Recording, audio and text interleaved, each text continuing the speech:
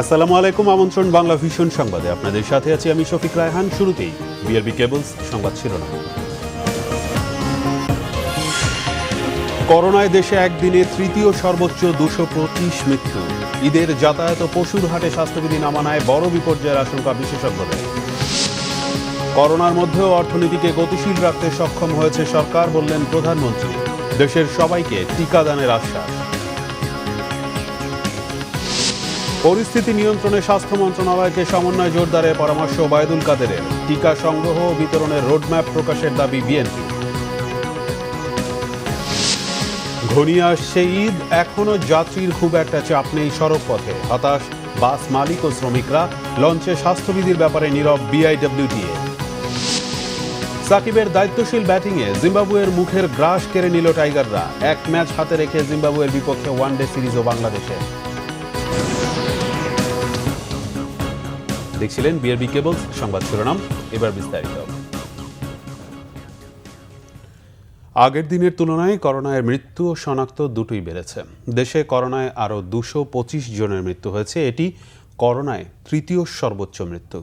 রোগী শনাক্ত হয়েছে 11,000-এরও বেশি। ঈদে বাড়ি যাওয়া আসা ও কোরবানির পশুর হাটে স্বাস্থ্যবিধি না মানায় বড় বিপর্যয়ের আশঙ্কা জনস্বাস্থ্য বিশেষজ্ঞদের। বলছেন, অন্তত 14 দিনের কার্যকর কঠোর লকডাউন না দিলে সুফল মিলবে না। মহামারী করোনা পরিস্থিতি যেন কিছুতেই নিয়ন্ত্রণে আসছে না। রবিবার স্বাস্থ্য অধিদপ্তরের প্রেস বিজ্ঞপ্তিতে জানানো হয়, দেশে করোনায় আরও 225 জনের মৃত্যু হয়েছে, যা আগের দিনের চেয়ে 21 জন বেশি। এর আগে 11 জুলাই 230 জনের মৃত্যু হয়, যা একদিনের সর্বোচ্চ মৃত্যু। এ নিয়ে কোভিড-19-এ আক্রান্ত হয়ে দেশে 17,894 জনের মৃত্যু হয়েছে। এর মাঝে সর্বোচ্চ ঢাকা বিভাগে মারা গেছেন 60 জন। এছাড়া খুলনায় 54, চট্টগ্রামে 40 ও রাজশাহীতে 20 জনের মৃত্যু হয়েছে। আরও 11,578 জনের শরীরে করোনা ভাইরাস শনাক্ত হয়েছে। এ পর্যন্ত করোনা শনাক্ত হয়েছে 11,03,989 জনের। গত 24 ঘন্টায় সুস্থ হয়েছেন 8,845 জন। মোট সুস্থ হওয়ার সংখ্যা 9,32,008 জন। পরীক্ষা বিবেচনায় শনাক্তের হার 29.09, সুস্থতার হার 84.42 এবং মৃত্যুর হার 1.62। এমন বাস্তবতায় স্বাস্থ্যবিধিতে শিথিলতার কোনো সুযোগ নেই বলে মনে করে স্বাস্থ্য অধিদপ্তর। জেলাগুলোতে পশুর হাটে নজরদারি জোরদারের পরামর্শ তাদের।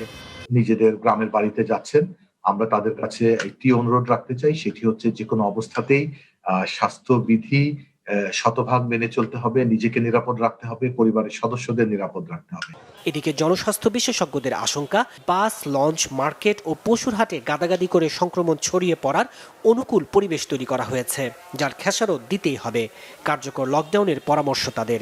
সর্বত্রই আমরা গাদাগাদি করা, উপচে পড়া মানুষের ভিড় দেখছি, যা করোনার সংক্রমণ ছড়িয়ে পড়ার জন্য একটি অতি অনুকূল পরিবেশ।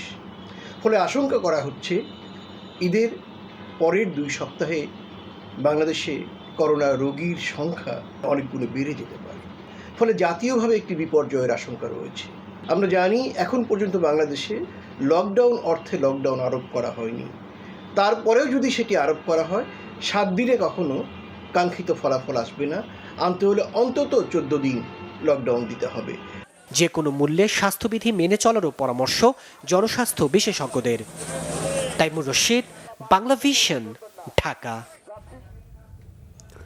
প্রধানমন্ত্রী শেখ হাসিনা বলেছেন, ঈদে ঘরমুখো মানুষ যাতে স্বাস্থ্যবিধি মেনে ঘরে ফিরতে পারে, সেজন্য প্রশাসন সহ আইনশৃঙ্খলা বাহিনীকে আরও তৎপর হতে হবে। দেশের একটি মানুষও টিকা কার্যক্রম থেকে বাদ যাবে না এবং এ বিষয়ে সরকার পদক্ষেপ নিয়েছে বলেও জানান প্রধানমন্ত্রী। বার্ষিক কর্মসম্পাদন চুক্তি ও শুদ্ধাচার পুরস্কার প্রদান অনুষ্ঠানে তিনি এ মন্তব্য করেন। বলেন, অনেক বাধা সত্ত্বেও করোনার মধ্যেও দেশের অর্থনীতিকে গতিশীল রাখতে সরকার সক্ষম হয়েছে।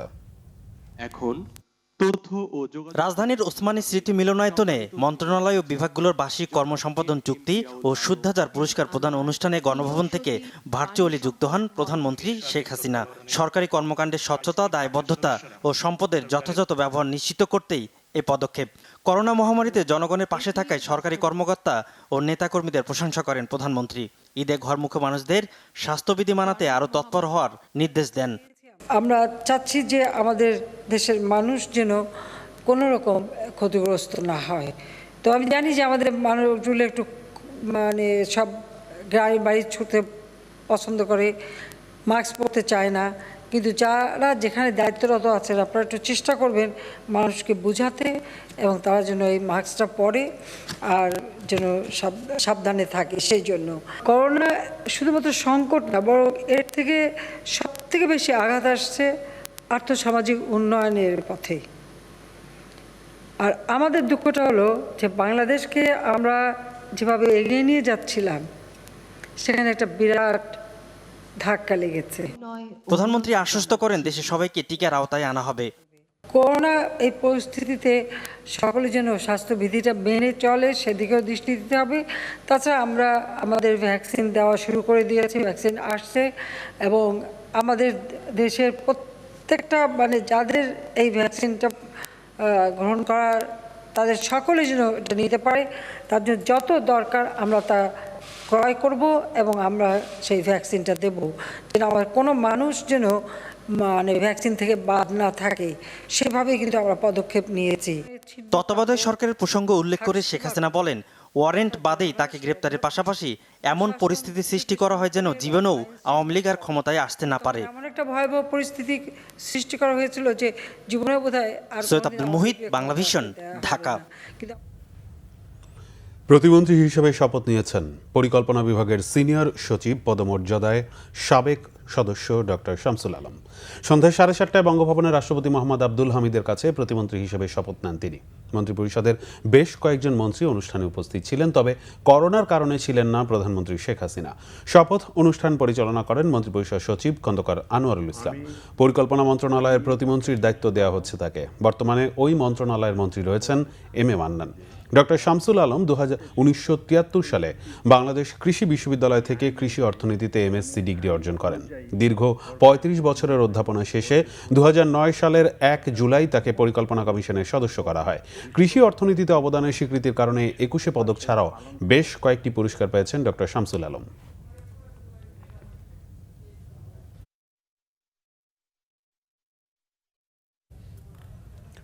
করোনা পরিস্থিতি যেন ভারতের মতো ভয়াবহ রূপ না নেয় সেই লক্ষ্যে স্বাস্থ্য মন্ত্রণালয়ের সমন্বয় জোরদারের পরামর্শ দিয়েছেন আওয়ামী লীগ সাধারণ সম্পাদক ওবায়দুল কাদের। বঙ্গবন্ধু এভিনিউতে আওয়ামী লীগের ত্রাণ ও সমাজ কল্যাণ উপকমিটির উদ্যোগে প্রধানমন্ত্রীর ঈদ উপহার ও করোনা সুরক্ষা সামগ্রী বিতরণ অনুষ্ঠানে ভার্চুয়ালি যুক্ত হয়ে তিনি এ পরামর্শ দেন।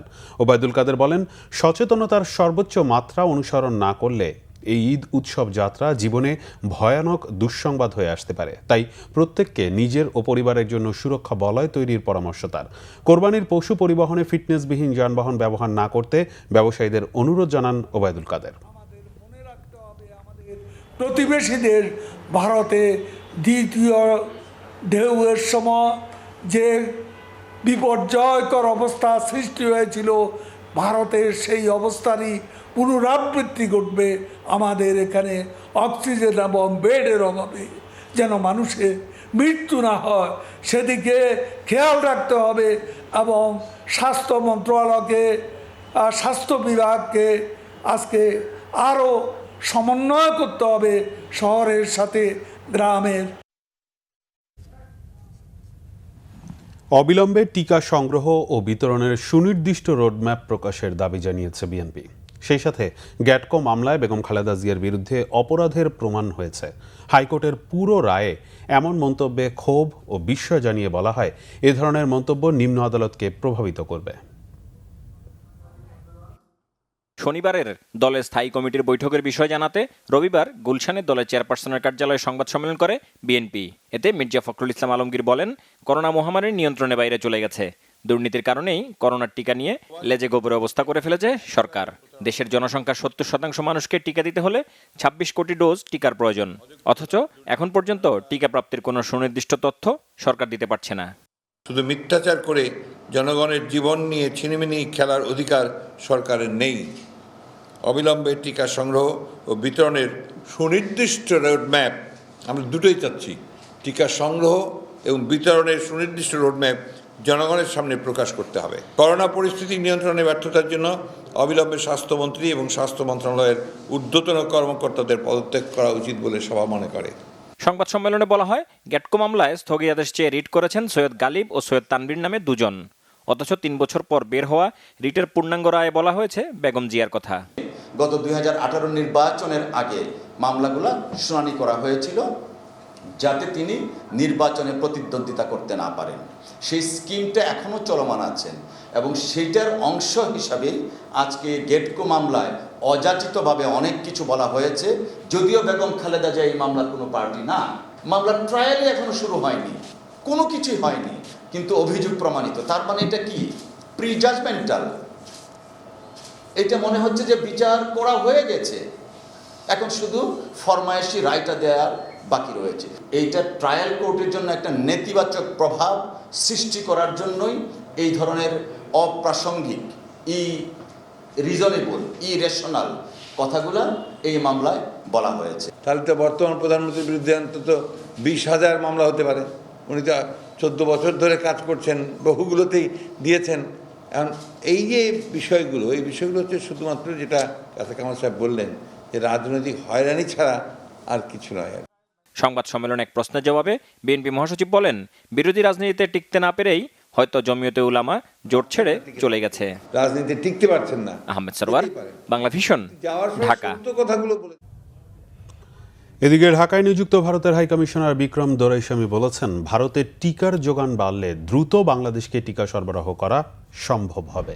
রোববার সকালে ব্রাহ্মণবাড়িয়ার আখাউড়া আন্তর্জাতিক ইমিগ্রেশন চেকপোস্ট দিয়ে ভারতে যাওয়ার সময় সাংবাদিকদের তিনি এ তথ্য জানান। দোরাইস্বামী আরও বলেন, বাংলাদেশের চুক্তি অনুযায়ী বাকি টিকা খুব শিগগিরই কিভাবে দেওয়া যায় সেই চেষ্টা চলছে। চলতি বছরের ডিসেম্বরের মধ্যে আখাউড়া আগরতলা রেল লাইনের কাজ শেষ হবে বলে আশা প্রকাশ করেন তিনি।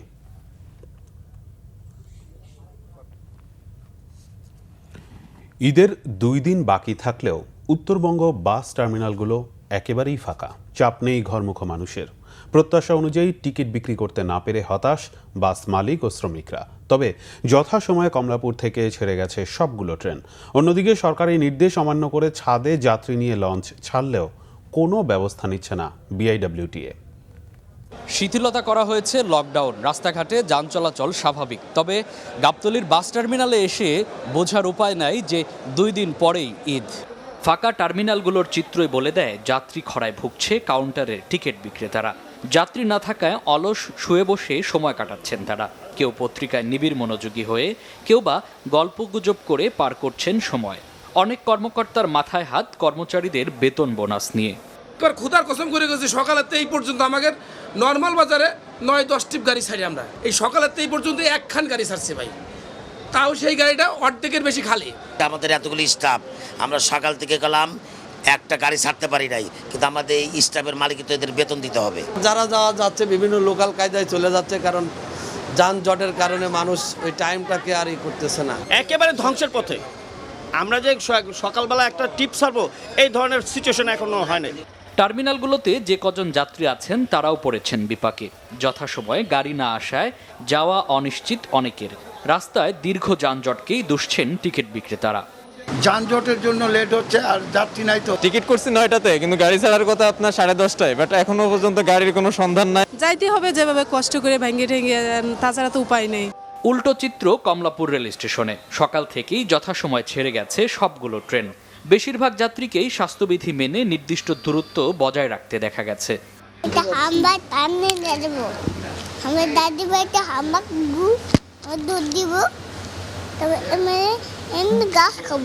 হাতে হ্যান্ড স্যানিটাইজার লাগাচ্ছি কিছুক্ষণ পর পর, আর নিয়মিত মাস্ক পরিধান করছি। স্বাস্থ্যবিধি মেনে আমরা উঠলাম। এই তো সিট একজন করে আছি, ভালো, ওভারঅল খুবই ভালো। প্ল্যাটফর্মে কোনো গ্যাঞ্জাম নাই, বাড়তি কোনো লোক নাই। ঢাকা থেকে 25 জোড়া আন্তনগর ট্রেন আসা যাওয়া করছে, 9 জোড়া মেল কমিউটার ট্রেন চলাচল করছে। ঈদের পর লকডাউন শিথিলের মেয়াদ কম থাকায় ঢাকা ফেরা নিয়ে চিন্তিত ঘরমুখ মানুষ। মামুন আব্দুল্লাহ, বাংলা ভিশন, ঢাকা। অন্যদিকে সরকারি নির্দেশ অমান্য করে ছাদে যাত্রী নিয়ে লঞ্চ ছাড়লেও কোনো ব্যবস্থা নিচ্ছে না বিআইডব্লিউটিএ। 3 ফুট দূরত্বে যাত্রী বহন সাপেক্ষে 1.5 গুণ বেশি ভাড়া নেওয়ার কথা থাকলেও ডেকে গাদাগাদি করে যাত্রী নিয়ে ছাড়ছে প্রায় প্রতিটি লঞ্চ। চোখের সামনেই নানা অনিয়মের মধ্যে লঞ্চ ছেড়ে গেলেও গত 2 দিনে 3টি লঞ্চকে মাত্র 11,000 টাকা জরিমানা করেছে নির্বাহী ম্যাজিস্ট্রেট। স্বাস্থ্যবিধি মেনে শারীরিক 3 ফুট দূরত্বে যাত্রী নেয়ার কথা ছিল এসব লঞ্চে, কিন্তু সদরঘাট থেকে যেসব লঞ্চ দক্ষিণাঞ্চলের উদ্দেশ্যে ছাড়ছে তার কোনোটিতেই যেন তিল ধারণের ঠাঁই নেই। গাদাগাদি করে এমন যাত্রী বহন করেও কেন বাড়তি ভাড়া, এমন প্রশ্ন সাধারণ যাত্রীদের। কোনো জায়গায় খালি নেই, চিপা চাপা যেনে পারছে এনে ঢুকে লইছে, ভাড়া ডাবল, 500 টাকা নিচে হইব না। 500 টাকা নিতে আছে, কিন্তু লোক দূরত্ব বজায় রাখার কথা বলছিল সরকার, তা তো রাখে না। যাত্রী দেখেন না, পা ফেলাবার জায়গা আছে, পা ফেলাবার তো জায়গা নাই। ঈদে যেহেতু যাই না, এখন যাইতে হবে। ভাড়া 300 টাকা 500 টাকা, কিন্তু সামাজিক দূরত্ব দেখেন একজনের দূরত্ব নাই। সিট তো ছাদের মধ্যে, নিচে তো কোথাও সিট নেই। ছাদেই যাইতেছি আমরা এখন, নিচে তো জায়গাই নাই। টার্মিনাল দিয়ে বিআইডব্লিউটি এর নির্বাহী ম্যাজিস্ট্রেটের এমন মহড়া দেখা গেলেও লঞ্চে উঠে অনিয়ম তদারকি ছিল না বললেই চলে। তাই নিয়ম ভেঙে ছাদেও যাত্রী বহন করলেও দেখার যেন কেউ নেই। আর লঞ্চ কর্তৃপক্ষ আর বিআইডব্লিউটিএ দায় চাপালেন যাত্রীদের উপর। যে লঞ্চ মানে এই আমাদের নির্দেশনা মানবে না, তার বিরুদ্ধে আমরা মেরিন কোডে মামলা দায়ের করব। ছাদে কি আপনি বসতে না দিলে যাত্রী বসার কথা? যাত্রী যদি ওঠে তারা তো আমাদের কথা শোনে না। সদরঘাট লঞ্চ টার্মিনাল থেকে দক্ষিণাঞ্চলের 42টি রুটে রবিবার ছেড়ে গেছে শতাধিক লঞ্চ। ঈদের সময় যতই ঘনিয়ে আসছে ততই দক্ষিণাঞ্চলগামী মানুষের ভিড় বাড়ছে সদরঘাট লঞ্চ টার্মিনালে। 3 ফুট দূরত্বে যাত্রী বহনের শর্তে 60% ভাড়া বৃদ্ধির নির্দেশনা দিয়েছে সরকার। সেই নির্দেশনা অমান্য করে ইচ্ছে মতো যাত্রী বহন করছেন লঞ্চ মালিকরা। নেই বিআইডব্লিউটি এর তেমন কোনো তদারকি। মুহিবুল্লাহ মুহিব, বাংলা ভিশন, ঢাকা। করোনার সংক্রমণ ঠেকাতে গাজীপুরে পোশাক শ্রমিকদের টিকা দেওয়া শুরু হয়েছে। গাজীপুরের কোনাবাড়ি শিল্পাঞ্চলের পোশাক শ্রমিকদের টিকা দেওয়ার মাধ্যমে এই কর্মসূচি শুরু হয়। সংশ্লিষ্টরা জানিয়েছেন, কোনো রকম নিবন্ধন ছাড়া জাতীয় পরিচয়পত্র দেখালেই দেওয়া হচ্ছে টিকা। রবিবার সকালে কোনাবাড়ি এলাকায় তুসুকার ডেনিম কারখানায় এই কর্মসূচির উদ্বোধন করেন জেলা প্রশাসক এস.এম. তরিকুল ইসলাম। সিভিল সার্জন জানান, প্রথম পর্যায়ে স্থানীয় 4টি পোশাক কারখানার শ্রমিকদেরকে সরাসরি কারখানায় গিয়েই দেওয়া হবে টিকা।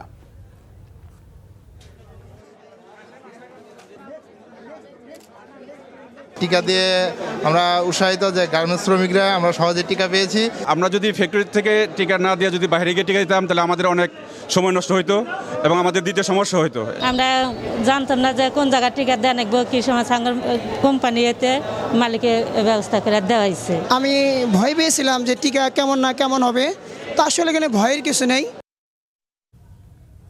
কৃষিমন্ত্রী ডক্টর আব্দুর রাজ্জাক জানিয়েছেন, অস্বাভাবিক হারে বাড়তে থাকা চালের দাম নিয়ন্ত্রণের চেষ্টা করছে সরকার। দুপুরে সচিবালয়ে আমের রপ্তানি বাড়ানোর কৌশলপত্র ঠিক করা নিয়ে এক বৈঠকে তিনি এ তথ্য জানান। চালের দর লাফিয়ে লাফিয়ে বাড়তে থাকা অস্বাভাবিক স্বীকার করে মন্ত্রী জানান, দাম কমাতে কাজ করছে সরকার। কৃষিমন্ত্রী জানান, আম রপ্তানিতে পাকিস্তানের চেয়েও পিছিয়ে বাংলাদেশ। পাকিস্তান যেখানে বছরে 10 কোটি মার্কিন ডলার সমপরিমাণ অর্থের আম রপ্তানি করে, সেখানে বাংলাদেশের রপ্তানি মাত্র 34 লাখ টাকার কম। দেশে যে পরিমাণ আম উৎপাদন হয় তা বিশ্বের ফলনের 2.5%। এসব আম দিয়ে রপ্তানি কিভাবে বাড়ানো যায় সে বিষয়ে সংশ্লিষ্টদের সাথে বৈঠক করেন কৃষিমন্ত্রী। জমতে শুরু করেছে রাজধানীতে কোরবানির পশুর হাট। ক্রেতার সংখ্যা বাড়ছে হাটগুলোতে, তবে এখনও বেচা কেনা খুব একটা শুরু হয়নি। বিক্রেতাদের দাবি, কাঙ্ক্ষিত দাম বলছেন না ক্রেতারা। আর ক্রেতারা বলছেন, বিক্রেতারা বেশি দাম হাঁকছেন আর বিক্রির জন্য শেষ মুহূর্ত পর্যন্ত অপেক্ষার কৌশল নিয়েছেন তারা। রাজধানীর অন্যতম বড় কোরবানির পশুর হাট ভাটারার সাইদনগরে। পুরো হাটেই কোরবানির পশুতে ঠাসা, তবে এখনও ক্রেতা তেমন একটা নেই এই হাটে। লাভ লস হলো দুইটা পার্ট, লাভ হইতে পারে, লস হইতে পারে। এখন আল্লাহ ভরসা, দেখা যাক আল্লাহ কি করে। আর মোটামুটি যেই দাম হইতেছে তাতে এখন পর্যন্ত দেওয়ার মতো কোনো দাম হইতেছে না। আমাদের দেশে যে বাড়ি কিনছে এই জায়গায় সেই পরিমাণ দাম নেই। আমাদের দেশে কিন্তু 24,000 টাকা, এই জায়গায় দাম কয় 16,000 টাকা, 18,000 টাকা মনে। 1 নম্বর গেট দিয়ে প্রবেশ করতেই বিশাল আকার এই গরুটি গেল ঈদুল আজহাতেও ফেরত নিয়েছেন প্রত্যাশিত দাম না পাওয়ায়। তবে এবার বিক্রির আশা খামারির। এমন বড়, ছোট কিংবা মাঝারি নানা আকারের গরু রয়েছে এই হাটে। তবে দুপুরের দিকে ক্রেতা না থাকায় অলস সময় কাটিয়েছেন বিক্রেতারা। এখানে গরুর ঘাস খাওয়াচ্ছে, খাওয়া দাওয়া করছে আর ঘুমাচ্ছে। বৃষ্টি মিষ্টি হলে আমাদের তো খুব সমস্যা। আর গোবরগুলা ফেলে না, কোনো কাজ এখন পরিষ্কারই করে না। আগে যে পরিষ্কার করতে, এখন পরিষ্কারই করে না।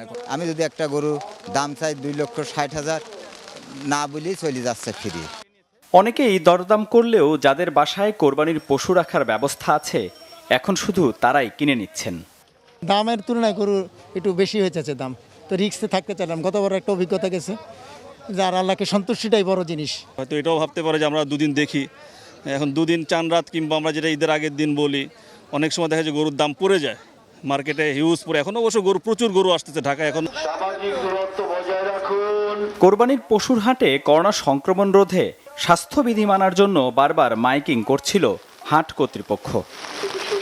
মিরাজ হোসেন গাজী, বাংলা ভিশন, ঢাকা।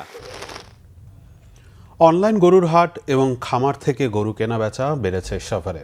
খামার থেকেই গরু বিক্রি করে দিচ্ছেন বেশিরভাগ খামারি। ঈদের আগের দিন গ্রাহককে গরু পৌঁছে দেয়া, কোরবানি করে দেয়া ও ফ্রোজেন গাড়িতে মাংস পৌঁছে দেওয়ার ব্যবস্থাও রেখেছেন কেউ কেউ। সাভার থেকে নাজমুল হুদা শাহিনের রিপোর্ট। করোনা পরিস্থিতিতে গরুর হাটের ভিড় এড়াতে অনলাইন ও সরাসরি খামার থেকে গরু কেনায় আগ্রহ বেড়েছে অনেকের। সাভারের 20টি অনলাইন গরুর হাট ও কয়েক হাজার খামারি কোরবানি উপলক্ষে গরু বিক্রি করছেন। গরুর হাটটা এই মুহূর্তে আমরা সেফটি মনে করছি না, কারণ সেখানে ভিড়ের একটা ব্যাপার থাকে। যে গ্যাদারিংটা, অর্থাৎ মানুষের যে একটা সমবেত হচ্ছে অনেক মানুষ একসাথে, সেটা নেই। এই জন্য আমরা মনে করছি যে ফার্ম থেকে নিলে এখান থেকে আমরা নিরাপদে থাকতে পারছি। আমার গরু এখান থেকে নিয়ে আমার গরুর চাহিদা আছে, আমার গরুর আমি দূষণীয় খাবার খাওয়াই না। ভুট্টা, গম এবং কি ধানের কুড়া, তার সাথে আছে চাউল ভাঙাটা, সব মিলে আমরা এনে তৈরি করে আমরা নিজেরাই বানাই খাই। এভাবে পশু কিনলে করোনা সংক্রমণের ঝুঁকি অনেক কমে যাবে বলে জানান প্রাণী সম্পদ কর্মকর্তা।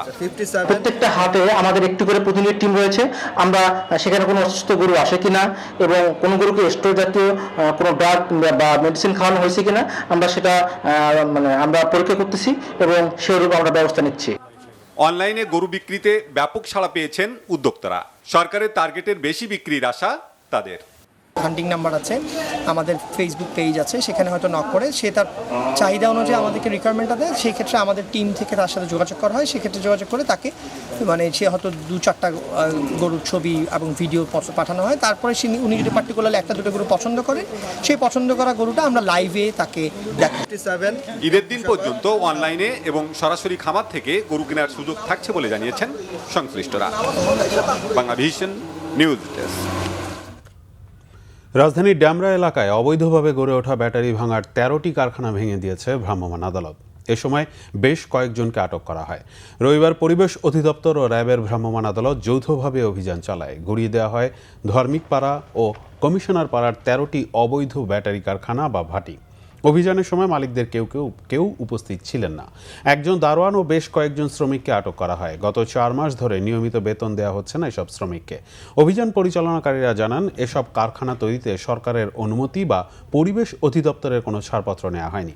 অবৈধভাবে গড়ে ওঠা এসব কারখানা পরিবেশের জন্য মারাত্মক হুমকির।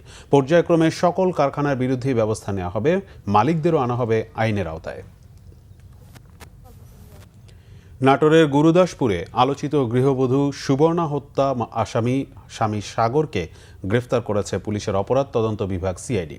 শনিবার রাতে কুমিল্লার মিয়ার বাজার থেকে তাকে গ্রেফতার করা হয়। রবিবার রাজধানীর মালিবাগে সিআইডির কার্যালয়ে সংবাদ সম্মেলনে বিশেষ পুলিশ সুপার মুক্তাধর জানান, যৌতুকের টাকার জন্য সুবর্ণাকে শ্বাসরোধ করে হত্যা করে তার স্বামী সাগর মিয়া। তারপর সেটাকে আত্মহত্যা বলে চালিয়ে দেবার চেষ্টা করে সাগর ও তার পরিবারের সদস্যরা। এই ঘটনায় সাগরের মাকেও গ্রেফতার করা হয়েছে বলে জানায় সিআইডি। খাগড়াছড়ির পানছড়িতে সন্ত্রাসীদের ব্রাশ ফায়ারে নিহত হয়েছেন ইউপিডিএফ প্রসিত গ্রুপের সাবেক সদস্য খল কুমার ত্রিপুরা। রবিবার সকালে পানছড়ি উপজেলার মরাটিলায় এ হত্যাকাণ্ড ঘটে। পুলিশ জানায়, নিহত খল কুমার ত্রিপুরা ওরফে সাগর ত্রিপুরা প্রসিত খিসার নেতৃত্বাধীন united peoples democratic front UPDF এর সাবেক কর্মী। সকালে চায়ের দোকানে বসেছিলেন তিনি। এ সময় এই দুই দুর্বৃত্ত তাকে যাত্রী ছাউনির সামনে ডেকে নিয়ে যায়। সেখানে 8 থেকে 9 জন সন্ত্রাসী এলোপাথারি গুলি ছুড়ে মৃত্যু নিশ্চিত করে পালিয়ে যায়। পানছড়ি থানার ওসি মোহাম্মদ দুলাল হোসেন জানান, এলাকার আধিপত্য বিস্তারের জেরে এ হত্যাকাণ্ড ঘটতে পারে। রংপুরের মিঠাপুকুরে 2 বাসের মুখোমুখি সংঘর্ষে 5 জন নিহত হয়েছেন, আহত অন্তত 30 জন। এদিকে যশোরে ট্রাক, পিকআপ ও প্রাইভেট কারের ত্রিমুখী সংঘর্ষে 2 গরু ব্যবসায়ী নিহত হয়েছেন। রবিবার সকালে রংপুরের মিঠাপুকুরে দুর্ঘটনায় প্রাণ যায় 5 বাস যাত্রীর।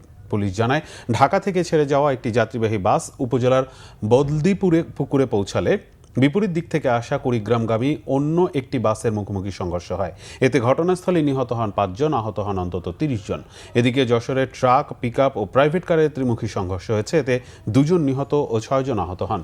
হতাহতরা সকলেই গরু ব্যবসায়ী। পুলিশ দুর্ঘটনা কবলিত 3টি যানবাহন জব্দ করেছে। নিহতদের স্বজনরা জানিয়েছেন, গরু কেনার জন্য রোববার রাতে পিকআপে করে চুয়াডাঙ্গা থেকে যশোর যাচ্ছিলেন তারা। পরে যশোর শহরের আরবপুরে দিঘির পার এলাকায় এ দুর্ঘটনা ঘটে। চট্টগ্রাম মহানগরীর ফুসফুস খ্যাত রেলওয়ের সিআরবি এলাকায় সবুজ উপরে রেলের জমি লিজ নিয়ে বেসরকারি হাসপাতাল বানানোর উদ্যোগ নেওয়া হয়েছে। কিন্তু নগরবাসীর দাবি, স্বস্তির নিঃশ্বাস নেয়ার ছায়া ঘেরা এই মায়াময় জায়গাটিতে কোদাল না চালিয়ে শহরের অন্য কোথাও করা হোক হাসপাতাল। যদিও রেল কর্তৃপক্ষ বলছে, পরিবেশের ক্ষতি না করেই তৈরি হবে নতুন হাসপাতাল। সাইফুল ইসলামের ক্যামেরায় চট্টগ্রাম থেকে নাসির উদ্দিনের তথ্য, ছবিতে রিপোর্ট। ছায়া সুনিবিড় চট্টগ্রামের ফুসফুস খ্যাত বন্দরনগরীর প্রাণকেন্দ্র সিআরবি এলাকা। শতবর্ষী অনেক গাছ আছে রেলওয়ে পূর্বাঞ্চলের সদর দপ্তরের এই বিশাল এলাকায়। সকাল বিকাল গাছের ছায়ায় প্রাণ জুড়ায় মহানগরবাসীর। এই সুন্দর ছিমছাম পরিবেশ নষ্ট করে তৈরি হবে 500 শয্যার হাসপাতাল ও মেডিকেল কলেজ। দীর্ঘমেয়াদে রেল থেকে 6 একর জায়গায় লিজ নিয়েছে ইউনাইটেড গ্রুপ। এখানে প্রতি বছর আয়োজন করা হয় বাংলা নববর্ষের অনুষ্ঠান।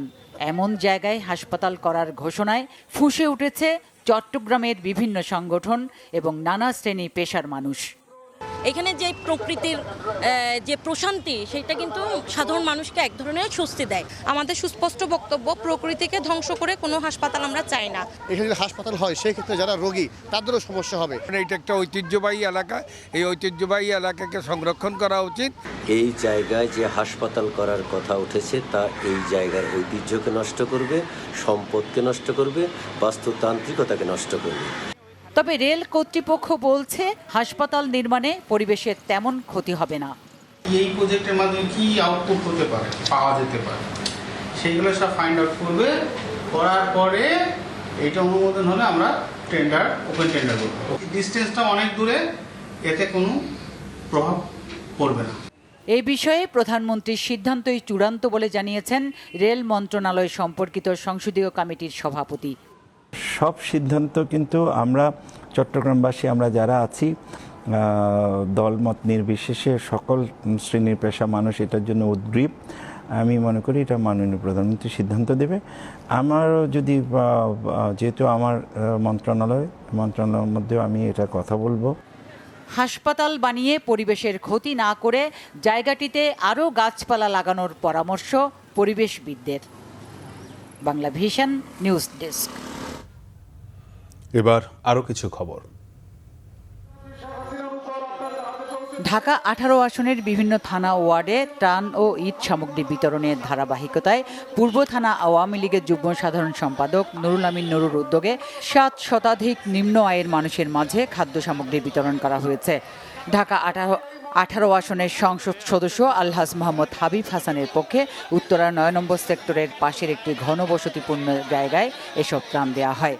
করোনাকালে সাধারণ মানুষের পাশে থাকার আশ্বাস দেন সংসদ সদস্য হাবিব হাসান। প্রাথমিক সহকারী শিক্ষকদের পুনর্বহাল সহ 11 দফা দাবিতে ঢাকা রিপোর্টার্স ইউনিটিতে সংবাদ সম্মেলন করেছে বাংলাদেশ প্রাথমিক সহকারী শিক্ষক পরিষদ। প্রাথমিক শিক্ষা অধিদপ্তরের গেজেটেড অফিসার ও নন গেজেটেড নিয়োগ বিধিমালা 2021-এ সহকারী শিক্ষকদের বিভাগীয় প্রার্থিতা বাতিল করার প্রতিবাদে আয়োজিত সংবাদ সম্মেলনে সভাপতিত্ব করেন সংগঠনের সভাপতি শেখ মোজাম্মেল হোসেন। সংবাদ সম্মেলনে বলা হয়, বিভাগীয় প্রার্থিতা কেড়ে নেওয়া প্রাথমিক শিক্ষকদের জন্য অপমানজনক। সহকারী শিক্ষক থেকে পদোন্নতি পেয়ে প্রধান শিক্ষক হতে অনেকেরই 45 বছর পেরিয়ে যায়। বিধিমালা অনুযায়ী প্রধান শিক্ষক হওয়ার পর 3 বছর শপথে চাকরি করলেই তিনি বিভাগীয় প্রার্থী হিসেবে বিবেচিত হবেন।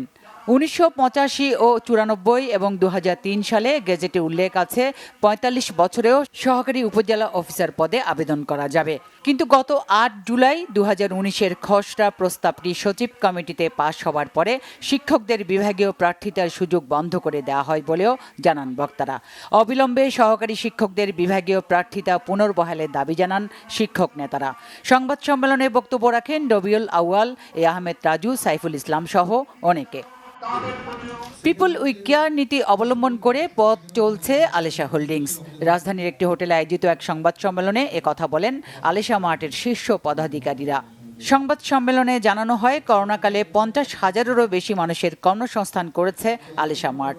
তারা গ্রাহকদের জন্য নিয়ে এসেছে শর্ত সাপেক্ষে বিনামূল্যে অ্যাম্বুলেন্স সেবা। রেগুলার ও আইসিইউ সংযুক্ত এই সেবায় আইপি ক্যামেরার মাধ্যমে সবসময় চিকিৎসকের পরামর্শে থাকবেন রোগীরা। শুধু ব্যবসা নয়, দেশের মানুষের হাতে মানসম্পন্ন জরুরি পণ্য পৌঁছে দিতে প্রতিশ্রুতিবদ্ধ আলেশা হোল্ডিংস। তাই মানসম্পন্ন ওষুধ পেতে আলেশা ফার্মেসি 24 ঘন্টার ফার্মেসি সার্ভিস চালু রাখছে। এই ফার্মেসি থেকে 65 বছরের বেশি বয়স্করা ওষুধ কিনতে ফ্রি হোম ডেলিভারি পাবেন। এছাড়া দেশের কৃষিখাতে 5th জেনারেশন চাষাবাদ পদ্ধতি প্রতিষ্ঠিত করতে যাচ্ছে আলেশা এগ্রো। প্রকৃতি ও জীববৈচিত্র্য রক্ষায় আলেশা হোল্ডিংস নিয়ে আসছে আলেশা পলিমার লিমিটেড।